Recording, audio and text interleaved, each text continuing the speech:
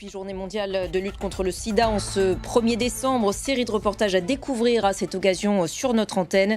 On partira au Pérou dans cette édition où les traitements antirétroviraux sont gratuits pour tous depuis 2004. Bonjour à tous et bienvenue si vous nous rejoignez sur France 24. On commence donc ce journal par le procès du crash Rio-Paris qui avait fait, je vous le disais, 228 morts en juin 2009. Airbus et Air France rejettent les responsabilités. Pour les parties civiles, Airbus et Air France sont bien responsables de l'accident. Oui, pour les familles des victimes et notamment les familles des pilotes. Merci beaucoup Karim pour vos précisions depuis le tribunal de grande instance.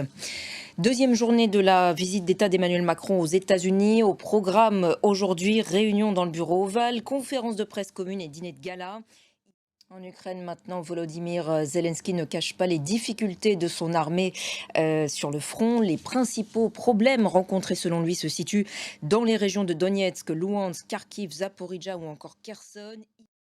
On revient maintenant sur le mouvement de contestation anti-régime en Iran qui dure depuis plus de 2 mois. La répression de ces manifestations a fait au moins 448 morts selon l'ONG Iran Human Rights basée en Norvège. On en parle avec Armel Charrier. Bonjour Armel. Hier, l'ambassadeur de France à Téhéran a été convoqué après l'adoption par l'Assemblée nationale ici en France d'une résolution en soutien au peuple iranien.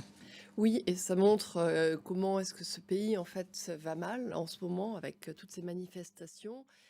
Merci beaucoup Armel pour votre éclairage sur la situation en Iran. Je vous le disais également en titre, journée mondiale de lutte contre le sida en ce 1er décembre. À cette occasion, toute une série de reportages à découvrir sur notre antenne. Et on prend tout de suite la direction du Pérou. Depuis 2004, les traitements antirétroviraux sont gratuits pour tous, quelle que soit la nationalité. Alors certains malades viennent même de l'étranger pour en bénéficier. Voyez ce reportage à Lima de nos correspondants Guillaume Gossalbes et Juliette Chénion. Allez, football à présent, suite des matchs de poule ce jeudi dans la Coupe du Monde au Qatar. Au programme à 16h, heure de Paris, Canada-Maroc et Croatie-Belgique. Puis à l'occasion de ce dernier match, l'arbitre sera une femme, Stéphanie Frappard, la première à arbitrer un match de la Coupe du Monde masculine. Retour sur son parcours avec nos confrères de France 2. Et c'est la fin de cette édition. Merci à tous de l'avoir suivi. L'actualité continue sur notre antenne ainsi que sur notre site internet france24.com en français, en anglais, en arabe et en espagnol. Merci de votre fidélité à notre chaîne.